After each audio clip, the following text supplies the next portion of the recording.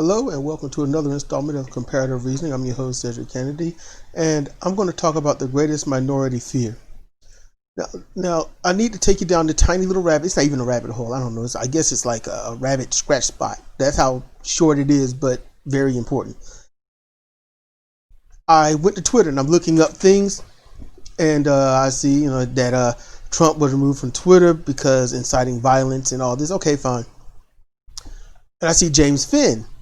And that's at JFINN6511. That's his Twitter handle. He's a good person. His heart's always in the right place. He is pro Black Lives Matter. He is pro defund the police. He is, LGBTQ. His heart's in the right place and he wants better for everybody. And what I read up here was, amid Wednesday's Trump incited mob breach of the U.S. Capitol, a 25-year-old black woman named Chizam Berlinda Nebo was attacked by a horde of pro-Trump rioters in downtown L.A. That's the quote, and he says that is by Kelkord at Kelkord. Kelli María Korducki. That's her Twitter handle. So at Kelkord, I follow that. I can see this down here. So, right click and then open a new tab and go to the Medium post where it describes the girl's situation as 20 plus people had, knocked her down, pushed her and started tearing out her hair, beating on her, and two other people saved her. Now, when it comes to Twitter posts, not Twitter, but Medium posts, what I usually do is, as much as I dislike them, I will use Google Translate. I will copy and paste and then listen to it there. So 5,000 character limit, including spaces and whatnot, anything. So sometimes you got to open up two. This was not that long. So just one, and I listened to it. And I'm going to put the links to both of these in the description because I'm not going to steal the thunder of what they said. So James Finn reported her. She was reporting from the Los Angeles police, Los Angeles Times, I guess it's from. The Times says Los Angeles police reportedly stood by as pro-Trump mob attacked young black woman. So the police just stood by, did nothing as this happened. Now, I want to get all that out the way, okay? Because it leads to a conversation I had with Sidra ages ago. And when I say ages ago, I'm talking 2020, like I think back in March, April, maybe. And I think I had it again in sometime this midsummer. And so that thing is the minority's greatest fear. It doesn't matter what you are, so long as you're not white, you're a minority, okay? If you're white but mixed and they can find out somehow, you better watch yourself. That's just true. So here's what it is. Here's the greatest fear, because you think about this. This has been going on for so long, privately, scarcely, about people that are not white, people who are white but side with minorities, whether it be relationships or just saying they deserve equal rights, equal treatment, equal privilege. If they are those white people, then they are basically the minority as well. And our government does not favor minorities and minority allies. The government doesn't. Government being anyone elected into office. Anyone. Why? Because if they really were on the side of us, they would take a hard line in the sand and say, I will not budge on these issues and I will vote against anybody that is for hurting these minorities and not giving equal treatment to those of any creed, race, gender, and all that stuff. They would take a hard stance. It would be a stalwart defense to not dishonor their position. So when you do have that power and you are in office and you do not exercise it, even if you are on the losing end, And trust me, as racist as this country is, yes, if you are an ally and you get into office, you will be on the losing end. But that's when you have to fight and show your teeth, bear them, and bite whoever comes at you, because you are there to represent those like you, those that are allied to you. Scary, but it has to be done. It has to. So the greatest minority fear is all it takes is the government to get the wording right, and all they got to do is just say, we are reinstating slavery. We are reinstating Jim Crow laws. That's all it takes. Just think about it. You might find me crazy. You might say I'm out of my mind, delusional. But think about what Donald Trump did. And I want you to think about it in this way. Okay? Matter of fact, let's talk about what led up to Trump and then what Trump used. Nixon, Dusty Smith was asked who's the worst president. He said W. Bush. That's probably because it's kind of his most political, open-minded recent thing, and that sticks with him the most. That was my political awakening. Like that's it. You know, bubble busted. What in the world is going on?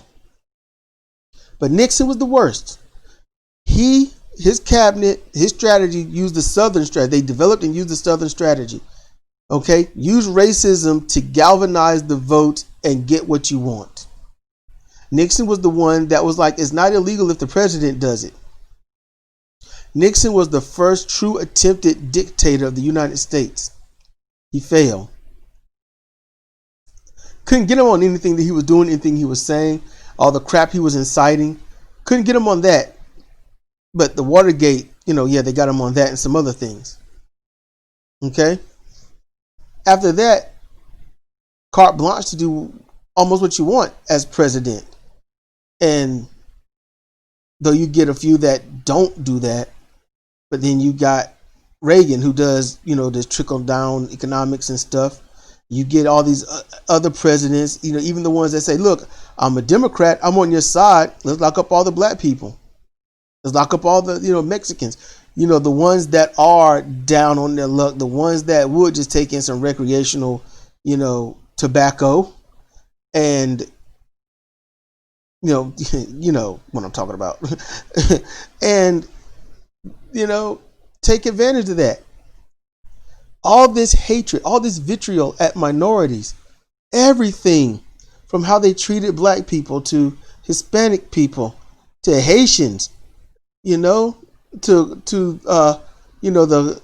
the Cubans that, fled their country to ours, to, everybody, Brazil, Mexico, all those in Central America, think of how they treated them. All the rhetoric that they just drudge up. Think about that. Now fast forward. Now you got Trump. What's he doing? Think about what he did.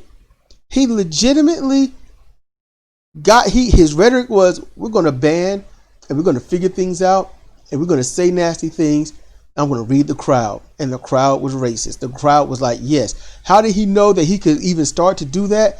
Why? Because that started when Barack Hussein Obama was the Democratic elect to become president. Him and McCain. And every one of the Republican partisan voters, they kept telling McCain to do what? Take the gloves off. They kept they literally called Barack Hussein Obama, born and raised Christian. They literally called him a Muslim Jew. They called him an Islamic Jew. They called this, and it's like, are you kidding me? They said all the crap, nasty stuff that he was going to do. They wanted McCain to get nasty and hateful because McCain would not do that. Not like they wanted. They didn't go out in droves and vote for him. Matter of fact, what they did was they just technically didn't vote at all. Obama crushed it. because all the minorities voted for him, just like they did Clinton. And I'm talking about Bill, not Hillary. They voted for him. When Obama got in, you saw nothing but racist vitriol out there. That's all that happened. And it was not ever going to go away. And they tried to get Obama on even Hillary's Benghazi stuff. They tried to blame Obama for things that he wasn't even in office for. And cultural appropriation came out. You know, people started recognizing it. I mean, that's what I'm trying to say. When it came out, like, it became a thing on people's lips. It has always been there, but it's never been on the forefront of a conversation or argument. So much came out, hatred against Obama. So much. Mitt Romney got, I think, more votes than McCain, because Romney was like, I don't like any Mexicans at all. I don't care about them. People was like, yeah. After Obama, well, we got Trump. And people hate Obama so much, despite it that it was 8 years. All right? Despite that it was 8 years, his time is up. These racists still say, once Trump won, that Trump kicked Obama out, that Trump defeated Obama. That's when your racism is that strong that your stupidity equals it, you've got a problem. That's why racist people are the most low educated people on the planet. They are. They got extreme. It doesn't matter how far they could have gone to college and graduated with something. They threw all that out the window. And it's just, Trump knew what he could do. He knew, I don't like brown people. I don't like Middle Eastern people. I don't like people south of the border. I don't like anybody that's not in the United States. And just like anyone else, instead of calling it the United States, he just calls it America. All of America, he calls it that. And people go with it. Whether they're Democrat, Republican, progressive, libertarian, green, it don't matter. They go with it. And that breeds American exceptionalism, which conflates with, I'm white, I'm right. It conflates.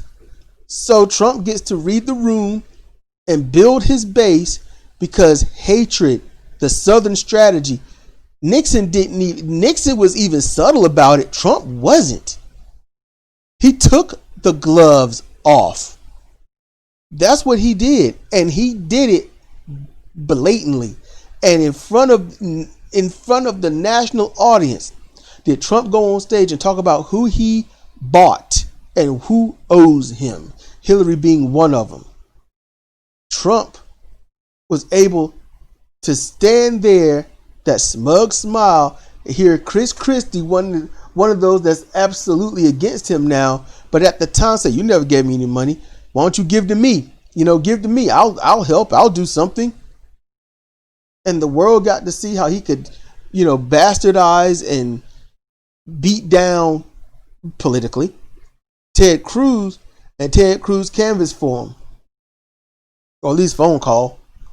So they got to see the alpha. That's what they call the alpha, the man that can control and get it done. So yes, they love Trump, and Trump does not speak that highfalutin political talk. Trump speaks their language. He speaks their language, and they can understand him. They feel one with him. He is not just a Republican. He is the Republicans' Republican. And because of that, he's their leader. So when you get his years and his supporters and all this, they literally go out into the pandemic because they support him. It's not about them. It's about him. It's not about the United States. It's about him. It's not about justice. It's about him. So anything against him is against justice. Anything against him is just not American. It's just not. That's how they feel. And their feelings, despite how unaccountable they are for your feelings mean nothing, but the facts do matter. Their feelings matter 100%. Their feelings are truth. That's it. Their feelings are the truth. No matter what facts, no matter anything else, their feelings are the truth. The only one that's going to be able to stop this is someone that comes out that's worse than Trump. 70 million people. That's a bare minimum. That's a bare minimum. Joe Biden beat Trump by 7 million votes. 7 million. That's not much. 7 million isn't much. So voter turnout is always critical to keep the overt racists out of office. Well, out of control. Anyway, the primary 1/3 of the leadership of this country. The presidency. That's all it is. Making sure the Democrats stay in charge is keeping the overt racists out of that office. The Democrats are just quiet racists. They know to be quiet.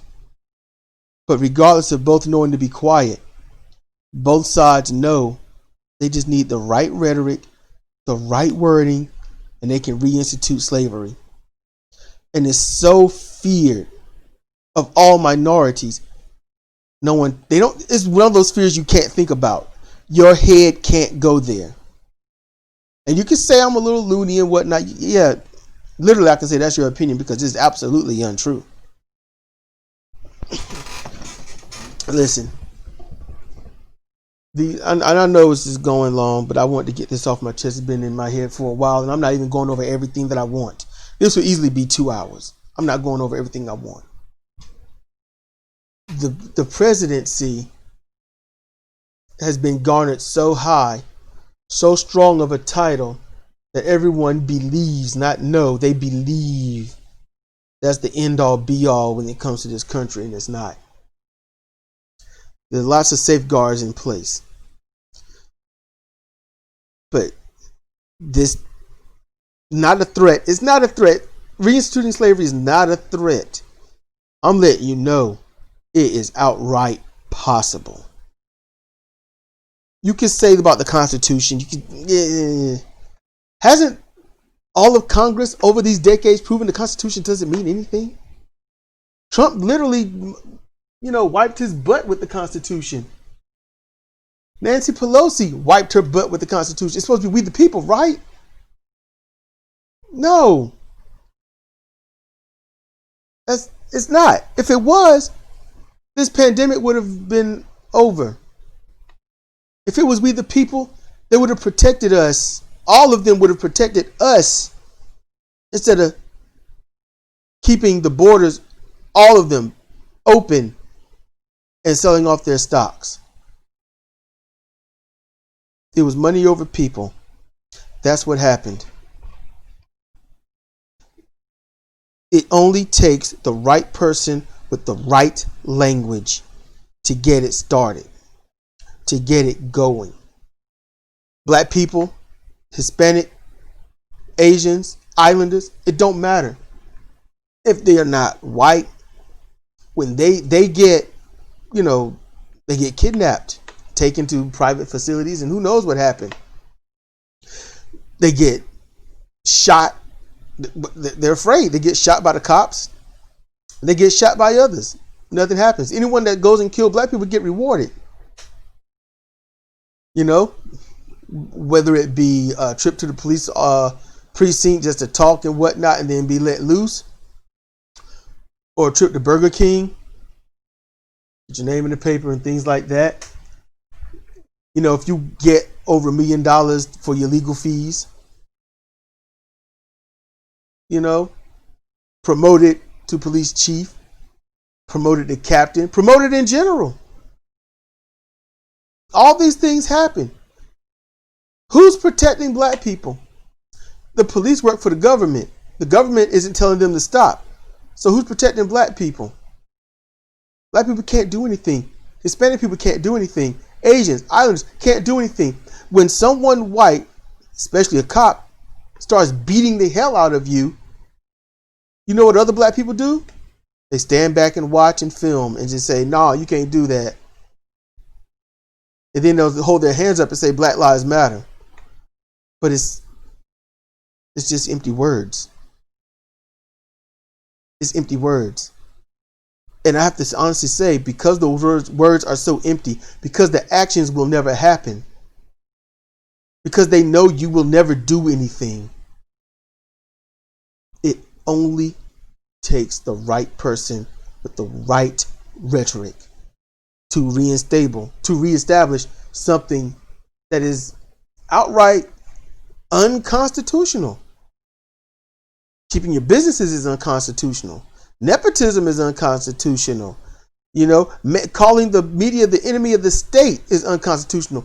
The government stopping your free speech is unconstitutional. Establishing a religion is unconstitutional. Everything that's been done in the past 50 years is unconstitutional. So you can't go to some words on the paper that no one cares about. The Constitution is something that you visit, you look at it and say, "Wow, I saw the Constitution, the original Constitution," and then you move on. It's not law. It's a guideline. If it's such law, then the things that has happened, the president would have been in prison for before Trump wouldn't even made it the president, because he would have been outright imprisoned quickly. You're running for office and you've done these nasty things. You've been accused of these things. And your racism, your sexism is so outlandish. You got to go. Everything is so unconstitutional, right? But yet he's appointed, honestly, not convicted, but socially known rapist and womanizer to the stand.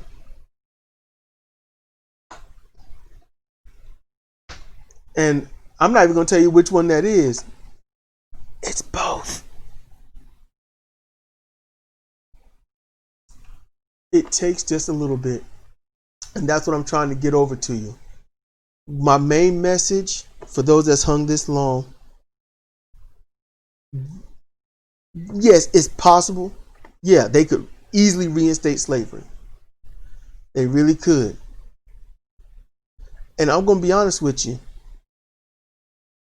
Chizam Berlinda Nebo is nothing more than one of over 6,000 black, female, women, casualties, whichever you want to call it, but people. Just one of many. One of so many of injustice that has happened. If this was not a racist country, every single one of those people that attacked her would be in prison. If this wasn't a racist country, when those white people stormed the Capitol, the police would not have let them through. The police would have shot them dead. The police will kill black people that stand up against them and say, "Defund you, stop killing us, stop raping us, stop molesting us, stop invading our homes, stop stealing our property," but get shot for it and killed. Black people ask for this and they get killed. Black people call the cops and say, "Help me, help my family, this is happening," and then they beat on and arrest the one that called for help.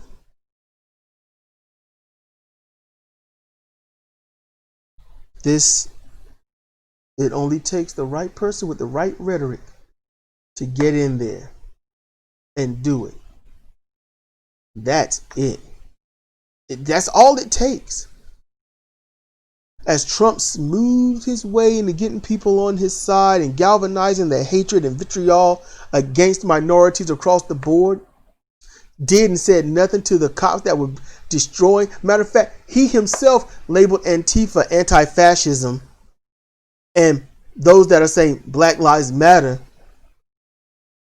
he labeled them terrorists. While his supporters, who are not terrorists, took up the Nazi helm, even the Nazi salute, even praising Hitler, going as far as hanging black people in trees again, leaving hateful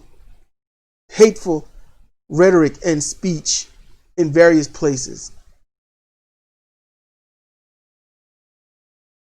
His supporters did this. His supporters killed black people. His supporters killed Hispanic people. His supporters have euthanized the youth of Hispanic people. They have, removed the uterus. They've sterilized immigrants. They raped immigrant children. They shun, humiliate immigrant families and their sons, primarily the sons and fathers. They would literally detain them and not even give them decent supplies so they could have some form of dignity. This is what Trump has done. Started under Obama. Obama and the current soon-to-be president, actually once the 21st is done, or on the 21st, Joe Biden, they started this detention crap. They bombed Middle Eastern areas until there was almost nothing left. They murdered people on their wedding day. They deported more people than anybody else. They turned their back on the country that voted them in, hoping that they would actually make some change. That thing they said they're running on, hope and change. It's not just Trump. And it's not just the presidency. It's everyone that supports them. It's everyone that keeps voting them in. It's Congress. It's the House, the Senate. It's the Supreme Court. It's also the state's Supreme Courts. It's everything. Everything has turned gross and nasty. And they will vote in direction that the wind is blowing. And if they heard that there was enough support for some kind of, indentured servitude, you best believe they would definitely start pushing forward. People that are not white and racist, those white people and their minority allies are demonized, shunned, and hated. When you can ask for help and get shot, when those white racists can say, I don't want that nasty crap in my neighborhood, so then without any questionnaire or anything, they go and put that crap in minority neighborhoods, where now those people are having cancer and other illnesses because of it. When they can go to sacred land and spill oil because why not? When they can do whatever they want, carte blanche, despite a treaty, it lets you know where we are. This is all a very tiny push towards it. And as you live your day-to-day life and you're worried about COVID-19 or coronavirus, when you're worried about that, when you're worried about the next drama on TV, what celebrity said what or did what, these little actions keep getting pushed. They keep getting pushed, and you have to recognize it. These are the things that keep happening. And I know that a lot of people don't want to hear it. They hate this. They're like, let's talk about something fun and nice. Yeah, I do that, everyone. I'm trying to. But there are things that must be said. Things that cannot be ignored. And when it comes to something like this, like I said, it just takes, like the Joker said, all it needs is a little push. And like I said, if the wind's blowing that right favor and they know the voters are right behind it, because here's the thing, you could say, the voters are behind what? Medicare for all, free college, they're for a living wage. Yeah, the great majority of the country is for that. But the elites are not. because all of that stuff would destroy their profit.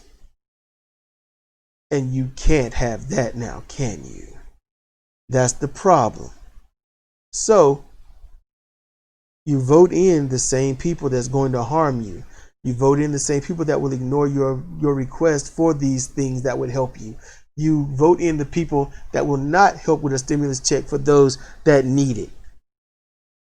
You vote them in and wonder why nothing gets better. You don't want to vote third party. You don't want to vote Green Party. You don't want to do anything different. And you say you need something good to happen. You got to figure this out on your own, because all I can do is tell you the same solution every single time. The very solution that nobody's going to listen to, I guess, because it's just me saying it. But doing something different will vote in different people. And if you can vote in a whole lot of people that's Green Party and are progressive libertarians, I guess, progressive in mind and whatnot, that forward thinking and doesn't view Nancy Pelosi as Mama Bear and won't vote for her, find those people that'll draw that line in the sand. If you can find them, learn of them, and advocate for them and get them voted in, then progressives can actually have the power in numbers to say, we are going to do what we need to do for the people, not the elites. I try to give some kind of solution when I do this, and there it is. Your vote, your power. It's the least you can do. So do the least you can and get it done, right? Have a conversation with someone. Hey, did you ever think about voting third party? No, they will never win. And you can say, but if they never win and we never vote for them, then how do we win by voting for the very people that keep hurting us? I think that's the good question. We vote for the same ones that don't care about us, but we won't vote for the others because they won't win. So how do we win without voting for those that would actually help us win instead of those that's killing us? I think that's a fair question. In any case, if you got any thoughts or whatnot, hit me up at the in the comment section. This has been Cedric Kennedy for Comparative Reasoning. Thank you for listening.